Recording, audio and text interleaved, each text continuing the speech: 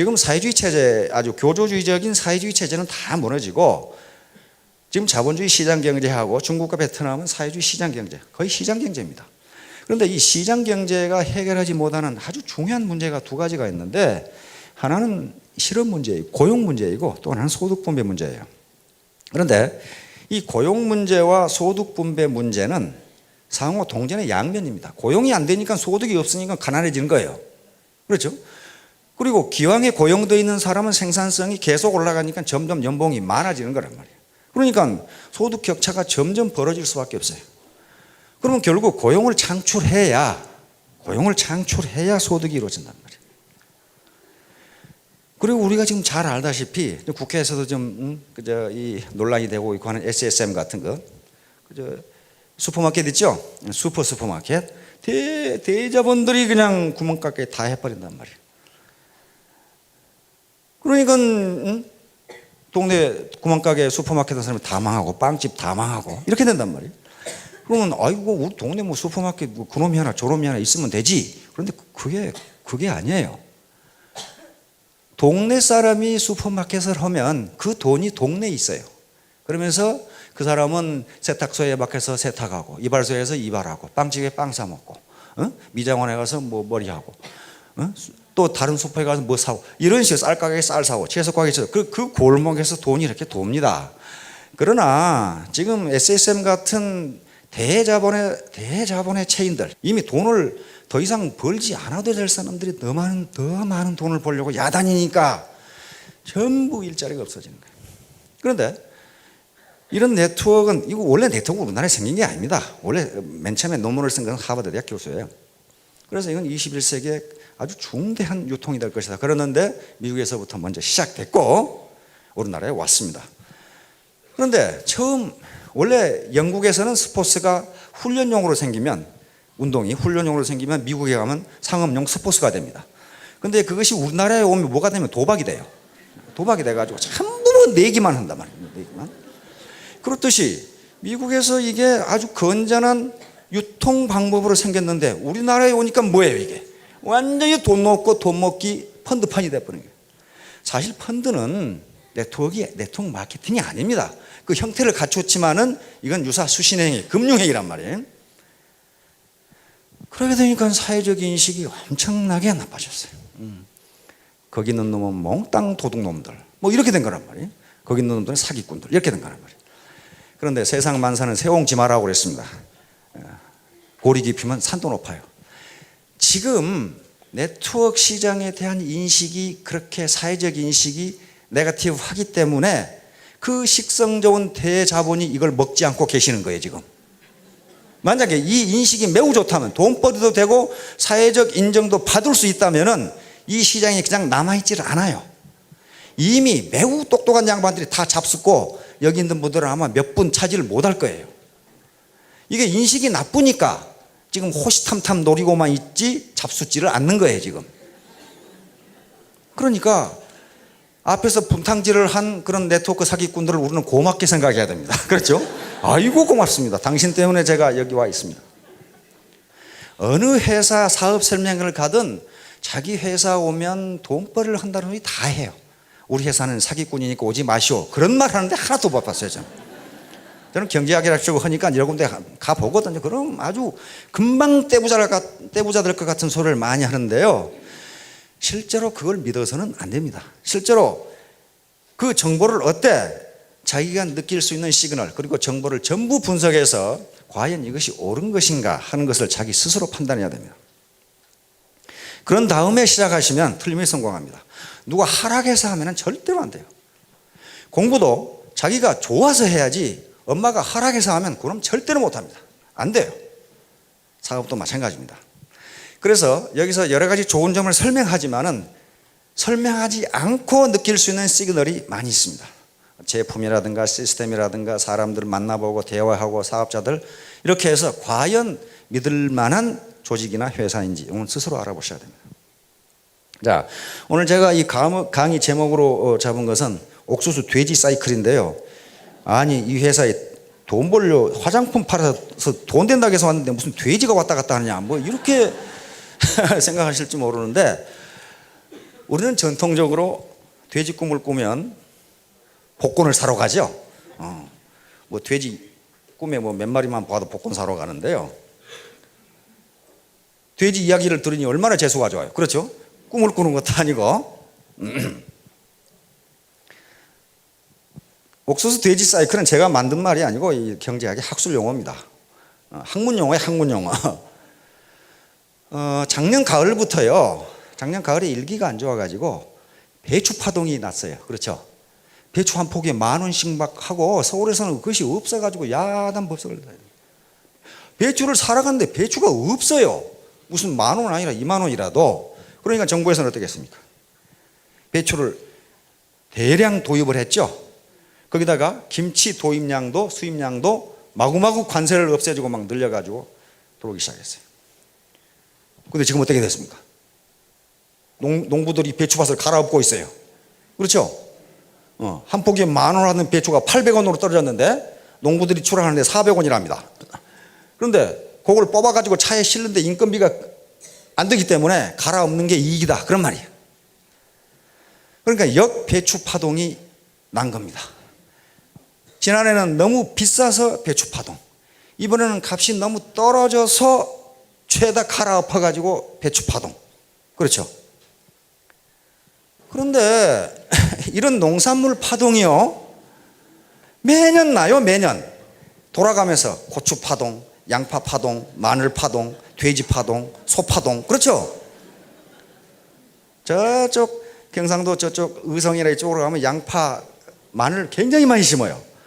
근데 그게 풍작이 들면요 죄다 이 논두렁이나 밭두렁에 내버려 가지고 그 썩는 냄새가 진동을 해요. 안 그러면 그냥 갈아엎던가. 인건비가 안 나오니까. 또 어떤 해는요 양파 값이 너무 비싸 가지고 중국집에 가서 양파를 달라는 소리를 못 해요. 없어 너무 비싸니까. 이렇게 가격이 폭등했다가 가격이 폭락하는 현상이 자꾸 일어나요. 자꾸 일어나. 한두 번 경험한 것도 아닌데 매년 일어난다 그 말이에요 지금. 그럼 왜 그것이 그러느냐 하는 거예요. 그것이 바로 옥수수 돼지 사이클입니다. 자, 이 옥수수 돼지 사이클 메커니즘인데요, 이 미국에서 정립된 이론입니다. 돼지 사료가 옥수수입니다. 아시죠? 그래서 옥수수 가격이 떨어져 가지고 옥수수 가격이 싸면은 돼지 사료값이 싼 거죠.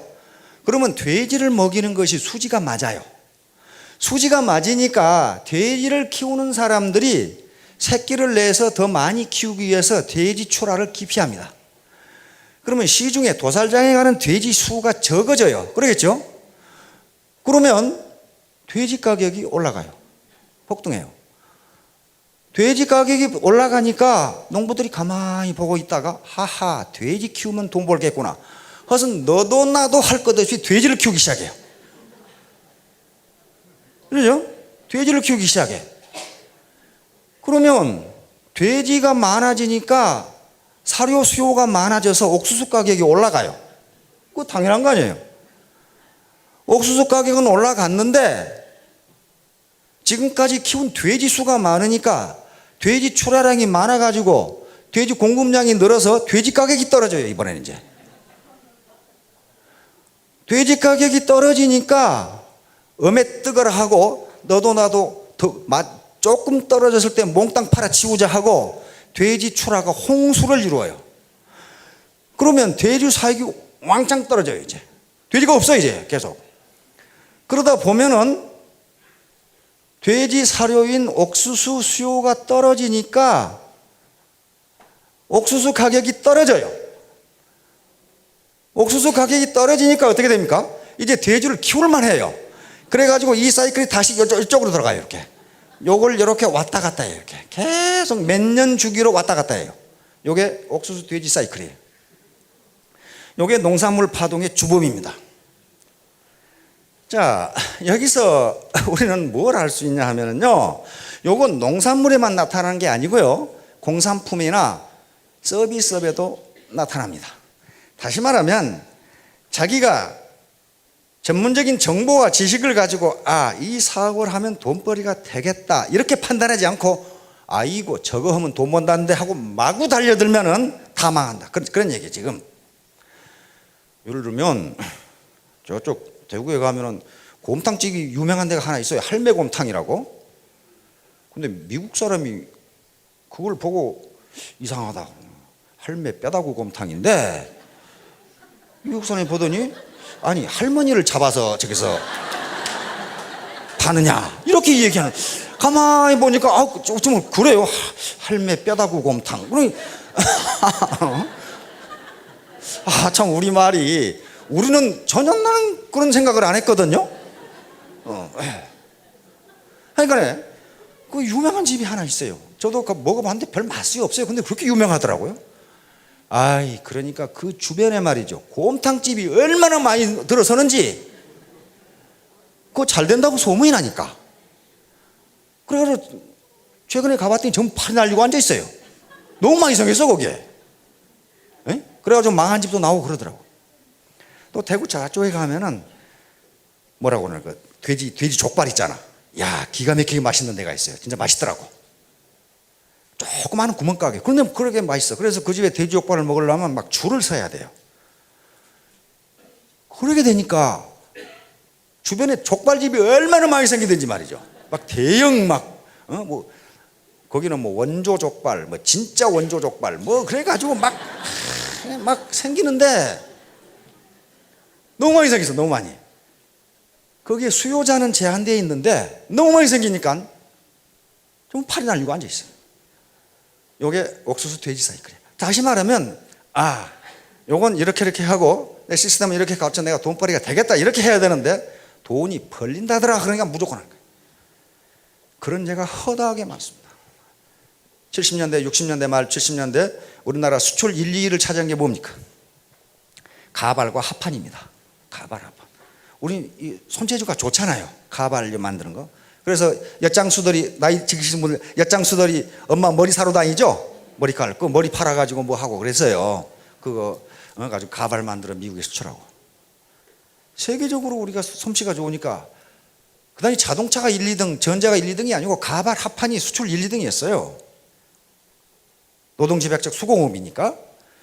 그런데 미국 시장에서 가발업자들이 젖살 깎아먹기 출혈 경쟁을 하다가 다 망했어요.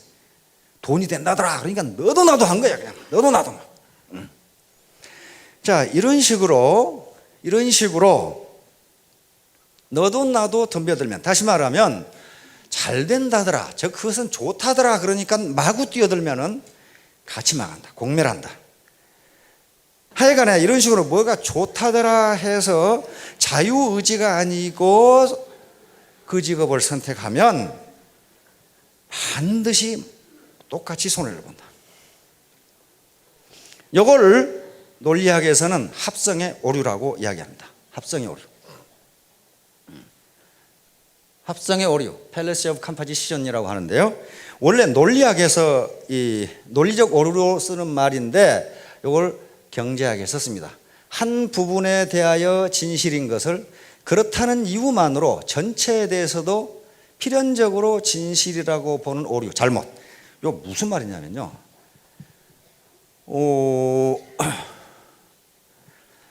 배추 농사가 어느 한 농가만 배추 농사가 무지무지하게 풍작이 잘 됐다. 그럼 어떻게 됩니까? 그 농가는 많은 돈을 법니다. 그렇죠? 한 농가만 배추 농사가 아주 잘 됐다. 그러면 그 농가는 큰 돈을 벌어요. 그런데 모든 농가가 다 잘 됐다. 그럼 어떻게 됩니까? 다 같이 망해요. 다 같이 망해요. 부분에 대해서 진실인 것이 전체에 대해서는 진실이 아니다. 그런 말이에요. 이런 문제 때문에 사회적으로 많은 갈등과 싸움이 일어납니다. 도로를 달릴 때 갓길로 나 혼자 달리면 무지하게 좋아요. 그렇죠? 나 혼자만 달리면 무지하게 좋죠. 그런데 다 달리면 어떻게 됩니까? 다 달리면 교통사고 엉망진창이에요. 부분에 대해서 진실인 것이 전체에 대해서는 진실이 아니에요. 오페라를 감상하러 가가지고 키가 작아서 잘 안 보이니까 그놈이 일어섰다. 혼자만 일어서면 무지하게 잘 보여요. 다 일어서 버리면 어떻게 됩니까? 아무것도 안 보여요. 이걸 합성의 오류라고 합니다. 합해 놓으면 좋을 것 같은데 안 좋다, 그런 말이에요. 안 좋다. 모든 인간 세상에 경제 사회적인 문제는 전부 합성의 오류로 돼 있어요. 부분에 대해서 좋은 것이 전체에 대해서는 좋지가 않아요. 예를 들면 경제 변수만 생각해 봅시다. 세금을 깎아주자. 괜찮죠? 노동자들의 임금을 올려주자. 괜찮죠? 수출을 잘하자. 괜찮죠? 물가를 안정시키자. 좋죠? 근데 그 변수들이 양립합니까? 절대로 할 수 없어요. 세금을 깎아주고 임금을 올려주면 물가 안정이 안 됩니다. 안 돼요. 임금이 다 올라가는데 어떻게 물가 안정이 돼요? 세금을 깎아주면 국가가 쓸 돈은 많은데 돈 찍어 써야 될 거 아니에요? 에? 그러면 물가가 올라가면 어떻게 됩니까? 수출 안 돼요. 수출 안 됩니다. 모든 경제 변수가 그렇게 복잡하게 얽혀 있어가지고 하나를 놓고 보면 좋은 것 같은데 전체적으로는 좋지가 않아요. 그래서 시스템적으로 이렇게 봐야 돼요. 우리 속담에 안방에서 들으면 시어머니 말이 맞고 부엌에서 들으면 며느리 말이 맞다고 그러잖아요. 개인적으로 들어보면 다 맞아, 그 말이. 전체, 그래서 판단하는 사람은 전체적으로 듣고 봐야 돼. 이것이 합성의 오류야. 그러면 반대가 되면 어떻게 되냐? 분해. 분해하면 어떻게 되냐? 분해도 역시 오류가 생깁니다. 분해의 오류라는 게 또 있어요. 펠리스 오브 디비전. 전체에 대해서는 맞는 얘기인데 나눠놓고 보니까 안 맞더라, 그런 말이에요. 나눠놓고 보니까 안 맞더라. 전체에 대해 진실인 것을 그렇다는 이유만으로 부분에 대해서도 필연적으로 진실이라고 믿는 잘못. 이것은 분해의 오류라고 합니다. 예를 들면 물은 타지 않는다. 물이 안 타지요. 그러므로 물을 구성하는 수소와 산소도 필연적으로 타지 않는다. 말이 안 되는 것 같아요. 물은 액체다. 그러므로 물을 구성하는 수소와 산소도 필연적으로 액체다. 나눠놓으면 액체가 아니에요, 그게. 그렇죠? 전체적으로는 액체인데, 합해놓으면 액체인데, 나눠놓으니까 액체가 아니더라, 그런 말이죠. 팔은 짝수다. 짝수 맞죠? 팔은 짝수다. 그러므로 팔을 구성하는 3과 5는 짝수다. 어때요? 안 맞잖아요. 짝수가 아니에요. 전체에 대해 진실인 것이 부분에 대해서는 진실이 아니에요. 그러니까 전체에 대해서 좋은 것이 각 개인에게 모두 좋은 것은 아니다, 그런 말이에요. 지금 모두 좋은 것은 아니다. 만약에 합성의 오류나 분해의 오류가 없다면은 사회는 매우 안정적이고 화기애애할 겁니다. 개인에 좋은 게 전체에도 좋으니까. 그런데 그렇지가 않아요. 둘 다 전체에 좋은 것이 개인에게는 안 좋고 개인에게 좋은 것이 전체에는 안 좋아요. 그러므로 누군가가 그 사업을 하면 돈을 번다더라, 어떤 직업이 좋다더라, 그래가지고 몽땅 거기 끌어가면 다 돈 버느냐? 그렇지가 않다는 겁니다. 그 좋은 예가 주식시장하고 부동산 시장이에요. 저도 그저 가르치려고 주식시장 객장에 좀 앉아 있어 봤거든요. 야, 객장에 앉아 있는 분들은요, 완전히 인상을 쓰고 앉았는데 전부 다 힘을 깨가지고 정신이 없는 사람들, 전부 다 지금 알거지 된 사람들이에요, 지금 거기. 그럼 왜 그러느냐? 지식정보화 시대라고 그러는데요. 특히 주식과 부동산은 따끈따끈한 정보가 있지 않으면 돈 벌기 힘듭니다. 안 그러면 지가 정보를 조작하든가. 정보를 조작한 놈들은 사기꾼들이고, 따끈따끈한 정보를 가지고 있는 사람들은 뭡니까? 그 정보에 접근할 수 있는 굉장히 고위직에 있는 사람이 아니면 그 정보를 알 수가 없어요. 어디 시골 산골에 말이야, 땅 한 평에 1,000원밖에 안 는데 그 지역에 대공단이 들어서고 고속도로가 난다더라. 그 정보를 누가 먼저 알겠어요? 개미군단이 모릅니다. 그것을 기획하고 거기에 접근할 수 있는 권한을 가진 사람이 그 정보를 몰라요. 이미 신문에 난 정보는요, 그건 다 식어 빠진 정보예요. 또 애널리스트들이 뭐 주식을 사면 돈을 법니다 했을 때 돈 벌면 지가 사지 왜 거기서 그런 말 하고 있어요? 지가 사면 될 거 아니야. 제가 예편을 하니까 제일 전화가 많이 오는 게 부동산 소개서에서 사장님 어디 서울 어디에 기가 막힌 상가가 있습니다. 이것만 사놓으면은 몇 달에 2배 됩니다. 어떻게 알았느니 그 전화가 수도 없이 와요. 그러면 제가 그럽니다. 그렇게 좋은 곳이면 사장님이 사세요. 이게요, 그렇게 좋은 곳이면 한 수 이남으로 내려오질 않아요. 그렇잖아요. 그렇게 좋은 곳이면 지가 사지 왜 알지도 못한 나한테 전화를 하겠어요. 그걸 깜빡 속아가지고 살린다는 사람도 몇 사람 내가 봤어요 또. 그래서요, 자기 스스로 판단해서 자기가 주관적으로 좋아하는 일을 해야 됩니다. 그리고 만약에 그 일을 지금 하고 있다면 좋아하도록 마음가짐을 가져야 됩니다. 긍정적인 측면을 보고. 제가 얼마 전에 대전에서 택시를 탔어요. 개인 택시를 탔어요. 급해가지고 그냥 택시를 탔는데, 택시 운전수가 타자마자 두 사람 탔는데 농담을 칙 하는 거예요. 뭐라고 하냐면은, 하하, 제 택시를 기다리셨군요, 그러더라고요.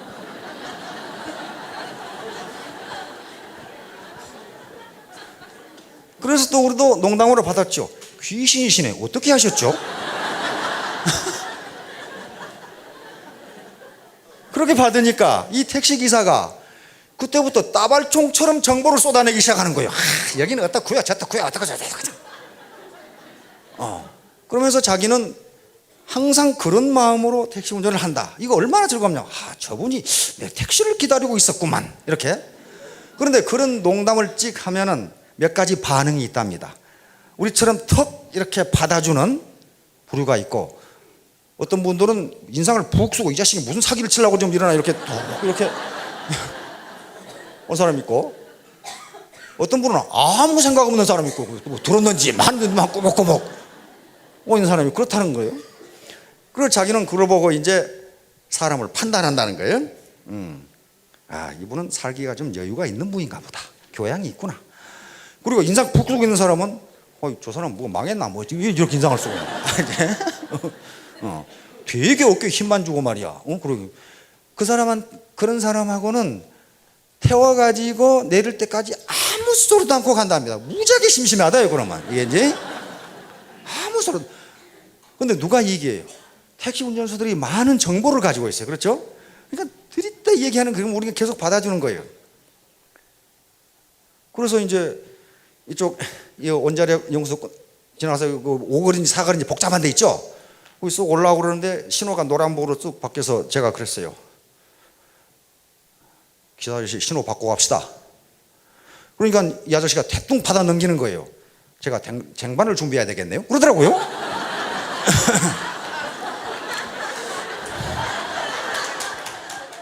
그러면서 자기는 항상 저분이 내 택시를 기다리고 있었구나, 그런 마음을 하니까 빈 택시로 돌아다닌 시간이 거의 없다, 이렇게 얘기하더라고요. 그래서 택시가 불황이라는데, 그 불황인 것은 그 택시 기사 잘못이다, 이 사람이 그래요. 그런데 또 어떤 택시를 이제 또 다음에 또 탔더니 말이죠. 그 자식은 말이죠, 계속 욕짓거리 하는 거야. 저 자식이 말이야, 참 졌다고는 뭘. 그 사람은 듣지도 않아요. 저건 왜 저쪽으로 건너가나, 뭐 그러면서 막 성질을 내가지고 뒤에 앉아서 죽겠어요. 뭐 계속 소리 내가지고.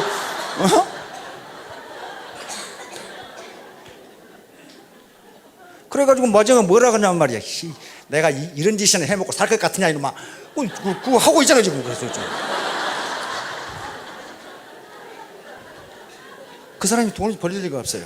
왜냐하면 자기 직업을 자기가 비하를 하거든요. 내가 이런 짓이나 해먹고 살 놈 같으냐, 뭐 그러고 있어요. 그러니까 뒤에 탄 손님이 완전히 뭐 씨앗이가 돼가지고 말을 못하는 거지. 계속 성질내면서 욕하고 있으니까. 괜히 욕해, 괜히. 이놈의 신호등은 왜 이렇게 길어, 뭐 이래서 갖고. 자, 똑같은 일입니다. 택시 드라이버하고는 똑같은 일인데, 한 사람은 저 사람이 내 차를 기다리고 있구나, 이렇게 긍정적으로 즐겁게, 자기는 무지하게 즐겁답니다. 그게 저 사람이 내 차를 기다리고 있다, 나를 내 차에 타주는구나. 한 사람은 이 자식 말이야, 내가 이런 짓 해먹고 살 놈 같으냐고 말이야. 뭐 그러고 있으니 손님이 안 오는 거예요. 사람은 보이지 않는 기가 있어요. 기가 확산되면서 그런 차는 잘 타지질 않아요. 우리가 모르는 것이지만은, 이와 같이 긍정적으로 생각하면 무엇든지 잘할 수 있다. 성공할 수 있다. 네트워크 사업도요, 누가 하라고 해가지고 또 하자고 하니까 해가지고는 절대로 안 됩니다. 즐기지 않으면, 즐거운 마음으로, 아까 택시기사처럼 즐거운 마음으로 하지 않으면 절대로 돈이 되지를 않는다. 제가 공부를 해봐도 그래요. 이 공부 억지로 하면요, 머리에 들어오지를 않습니다. 자기가 좋아서 즐거워서 하면은 반드시 성과가 나요. 지금 신문 칼럼에 가장 많이 나오는 말 중에 하나가 논어에 나오는 공자님 말씀이에요. 지호락, 요 세 가지인데요. 지지자, 불여호지자, 호지자, 불여낙지자, 그런 말이 있어요. 한번 띄워봐요. 아는 것, 좋아하는 것, 즐기는 것, 세 가지죠. 지지자, 불여호지자, 호지자, 불여낙지자. 저 말은 무슨 말이냐면요, 아는 것은 즐기는 것만, 좋아하는 것만 못하고, 좋아하는 것은 즐기는 것만 못하다, 그 말이거든요.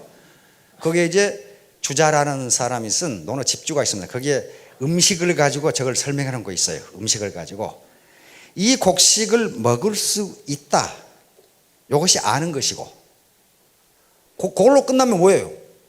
저게 아무 상관도 없어요. 이 곡식은 먹을 수 있다. 좋아하는 것은 그걸 먹으면서 좋아하는 거예요. 뭐 괜찮네. 그 다음에 즐기는 것은 즐겁게 먹으면서 배를 채우는 것을 낙이라고 한다, 이렇게 돼 있어요. 그러니까 애터미 사업을 하면 돈이 된다는데 이게 지혜예요. 그거 참 좋은 사업이구만, 요거 호고 내가 즐겁게 해보자, 이게 낙이에요. 그래서 즐기지 않으면 절대로 안 된다. 자기가 즐겁게 하지 않으면 절대로 그건 못한다. 그러면 즐겁게 하기 위해서는 어떻게 돼야 되겠어요? 거기서 긍정적인 측면을 발견하지 않으면 안 됩니다. 우리가 이 사업을 하는 데 있어서 가장 걸림돌이 사회적 인식이 좋지 않다는 겁니다. 그런데 사회적 인식이 좋지 않은 것과 이것이 정의 차원에서 나쁜 것과 또 불법적인 건 다른 개념입니다. 맨 처음에 미국에서 프랜차이즈가 생겼을 때 사회적으로 사기꾼들로 낙인 찍혔어요. 맥도날드, KFC, 버거킹. 이게 프랜차이즈업이 생겼을 때 사회적으로 저놈들은 전부 사기꾼이다, 그렇게 했어요. 그래서 슈가 벌어져가지고 고소가 일어나가지고 연방대법원에서 합법적인 사업으로 판결을 내렸습니다. 그러니까 사람들은 처음에 뭔가가 생기면은 경계를 합니다. 자, 그런데 그렇게 이놈이 사기꾼이다, 저놈이 사기꾼이다 했을 때에 여러분들이 로버트 키요사키의 부자 아빠 가난한 아빠라는 책이 있죠. 거기 보면 이 얘기가 나와요. 제가 한 얘기가 그대로 나옵니다. 자기 부자 아빠, 자기 친구 아버지를 부자 아빠라고 그럽니다. 왜냐하면 자기에게 부자 되는 법을 가르쳐 줬거든요. 부자 되는 법을 가르쳐 줬어요. 그때 자기 동네에서 맥도날드 프랜차이즈가 생겼을 때 맥도날드 그 프랜차이즈 놈들은 전부 사기꾼들이다, 이렇게 소문이 나가지고 그 부자 아빠가 직접 LA에 가서 정말 사기꾼인지 가서 확인을 했어요. 돌아와가지고 그 프랜차이즈점을 2개를 사버렸어요. 그러니까 동네에서 저놈도 사기꾼이로구나, 저놈도 곤망하겠다, 그렇게 생각했단 말이에요. 그런데 그 꼬맹이가, 이 기요사키가 그 부자한테 물었어요. 어떻게 그걸 삽니까? 그랬더니 동네 사람들이 그걸 사기라고 하는 것은 단지 소문을, 자기들이 가진 정보는 소문밖에 없다. 내가 가서 직접 확인해 보니까 그게 아니다. 이건 합법적인 사업이고 굉장히 앞으로 유망한 사업이다. 그렇다면 직접 가서 본 내가 더 많이 알겠느냐, 소문만 들은 동네 사람들이 더 많이 알겠느냐? 그렇다면 동네 사람들이 뭐라고 하건 내가 더 우월한 정보를 가지고 결정을 내리기 때문에 내 결정이 맞을 것이다, 이렇게 했단 말이에요. 과연 얼마 후에 가격이 폭등을 해가지고 떼부자가 됐어요. 그 프랜차이즈 권한이. 그런 거예요. 그러니까 소문으로 애터미가 하면 돈을 번다더라, 그런 소문이건 네트워크는 사기꾼이라더라, 그런 소문이건 그건 그 사람이 직접 보지도 않은 소문을 듣고 하는 얘기고, 자기가 직접 정보를 보고 판단했을 때 이것이 옳다고 생각하면 당신이 뭐라고 하건 나는 내 양심에 전혀 거리낄 것이 없다, 이런 판단을 해야 된단 말입니다. 그러니까 최종적으로 결심을 하는 것은 자기 자신이 다른 사람이 아니에요. 네트워크는 문자 그대로 그물망입니다. 휴먼 네트워크예요. 휴먼 네트워크, 인간과 인간이 연결된 것이란 말이에요. 인간과 인간이 연결된 것이기 때문에 굉장한 인터랙션, 다시 상호작용이 일어납니다. 이건 일반 회사하고는 달리요, 일반 회사는 리더십이 그렇게 어렵지가 않아요. 왜냐하면요, 그 해 뽑은 신입사원은 나이도 비슷하고 학력도 비슷하고 다 경험도 다 거의 비슷해요. 근데 네트워크는 어떻습니까? 자기 밑에 할머니가 올 수도 있고, 젊은이가 올 수도 있고, 아이 회사에 임원했던 분이 들어올 수도 있고, 무슨 교수했던 양반이 들어올 수도 있고, 이게 직업과 학력과 그 다음에 이 성별 천차만별이에요. 그러니까 이 양반들을 어떻게 리드해 나갈 것인가 하는 것이 참 흥미진진한 게 아니냐 그 말이야. 이 흥미로운 거야. 굉장히 흥미로운 겁니다. 인간관계, 휴먼 네트워크를 형성하면서 상호작용을 하면서 이렇게 인생을 살아간다는 게 얼마나 다니막해요. 사람은 겉만 보고는 절대로 판단하면 안 됩니다. 또 논어에 3인행이면 필요아사언이란 말이 있어요. 한번 적어보세요. 저것도 지금 학자들이 칼럼에 무지하게 많이 써요. 그래서 제가 인용한 겁니다. 세 사람이 가면 어떻게 한다고요? 반드시 그 중에 내 스승이 있다, 그런 말이에요. 지금 반드시 그 중에 내 스승이 있다. 이건 무슨 무식한 사람이 한 얘기가 아니고 공자가 한 얘기예요. 공자는 엄청나게 유식한 사람입니다. 거의. 세 사람이 행하면 걸어가면 그 말이에요. 걸어가면 그 중에 내 스승이 있을 수도 있고 없을 수도 있고, 그게 아니고 반드시 있다.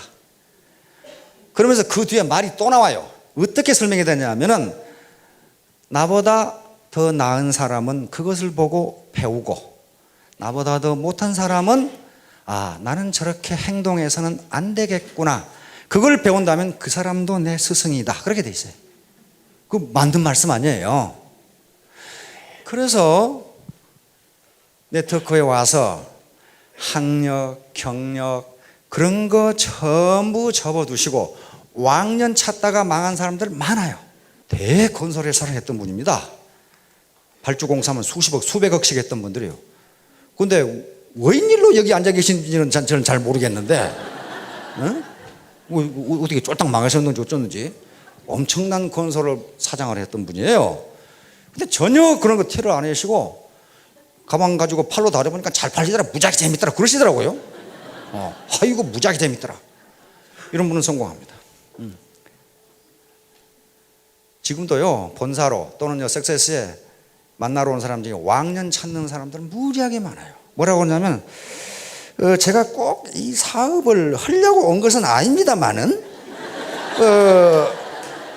그러면서 이제 명함을 이렇게 쓱 내면 무슨 사장, 무슨 대표, 무슨 위원회 위원장 뭐 그런 거 있어요. 보면은 돈 될 건 하나도 없어요. 거기서.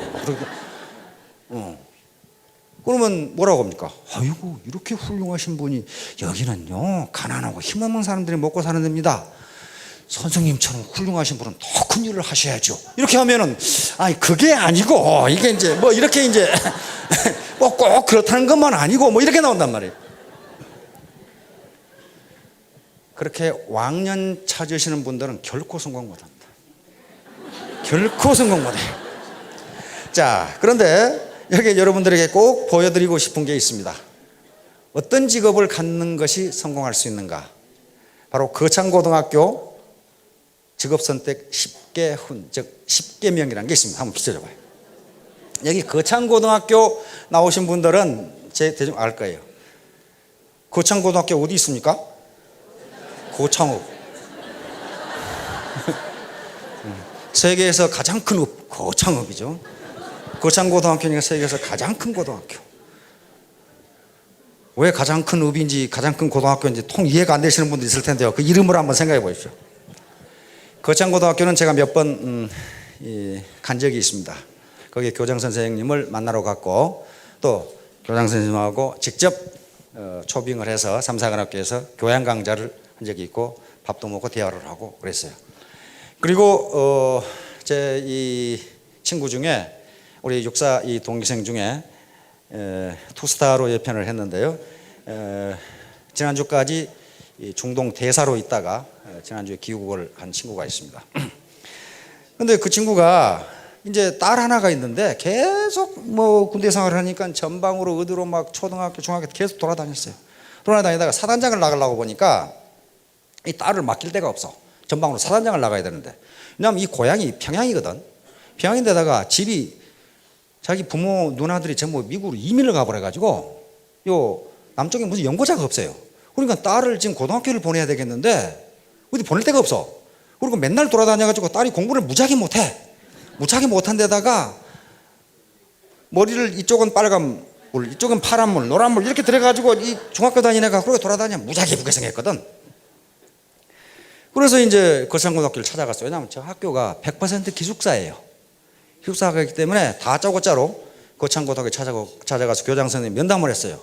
내가 이만저만 저만 이만 해가지고 도저히 딸을 갖다 둘 수가 없으니 당신이 좀 맡아줘야 되겠다. 그럼 교장 선생님이 흔쾌히 어이구 그러시냐고. 그럼 여기 놔두고 가라고. 근데 저 거창고등학교는 아무나 갈 수 있는 데가 아니에요. 시골에 있는데 서울, 부산 이 대도시에서 기라성 같은 부자들이 막 들이 밀기 때문에 들어갈 수 없어요. 또 학생도 되게 조건 뽑아요.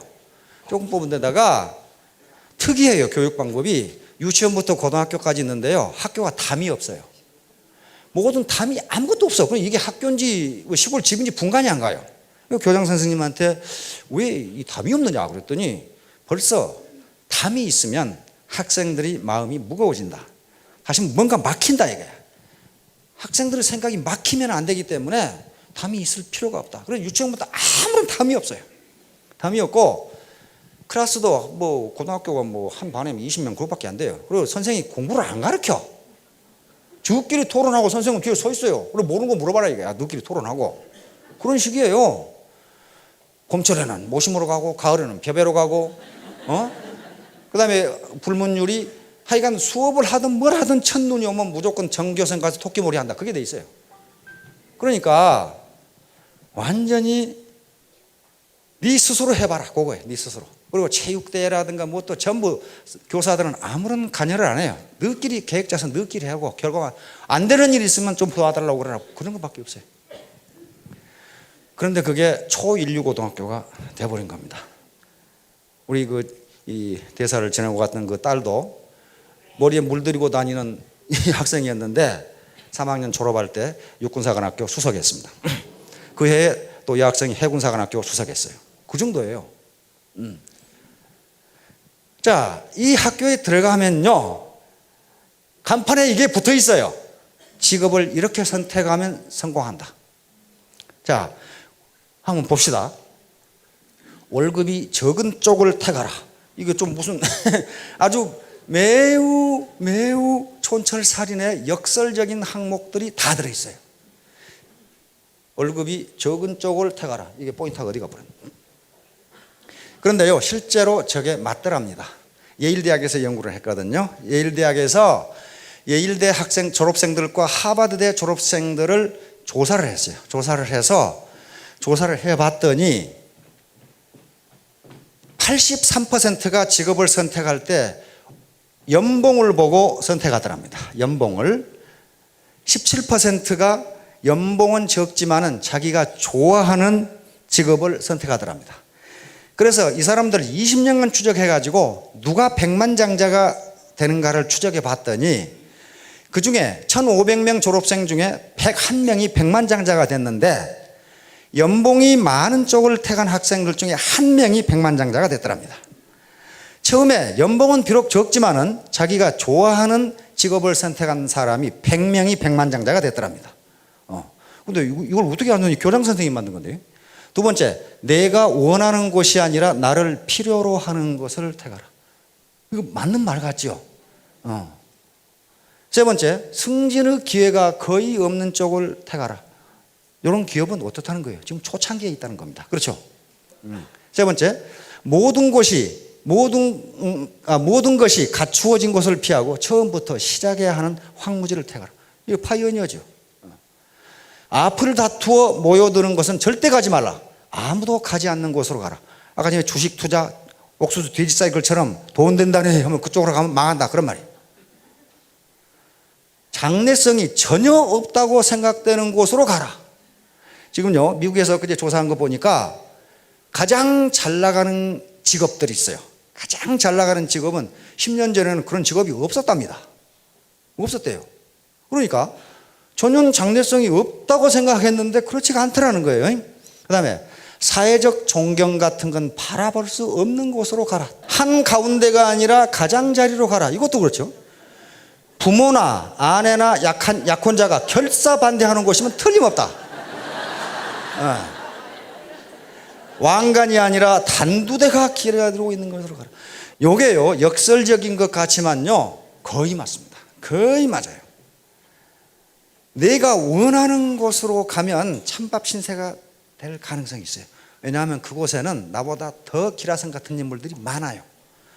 그러나 나를 필요로 하는 곳으로 가면 어떻게 해요? 대접받아요.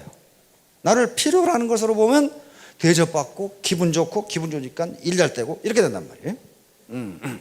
그래서 결론적으로 네트워크 사업이 사회적으로 인정도 못 받고 존경도 못 받을지도 모릅니다. 그러므로 여러분들은 여기서 저희가 제공하는 정보뿐만 아니라 여러 가지 시그널 또 자기 지인을 통해서 인터넷을 통해서 과연 이 네트워크 사업이 장래성이 있는 건지 이 회사가 정말 정의로운 회사인지 그런 걸 직접 판단하시고 최종 결심도 자신이 하기 바랍니다. 그래서 기왕에 결심을 하면은 즐거운 마음으로 해야 됩니다. 피할 수 없으면 즐기라고 그랬어요. 아까 택시 기사처럼 똑같은 택시 기사를 하면서도 한 사람은 즐겁게 하니까 택시가 불황이라 이 말도 안 된다 그러고 어이구 이 집 못해 먹겠네 하는 사람하고는 전혀 다르다.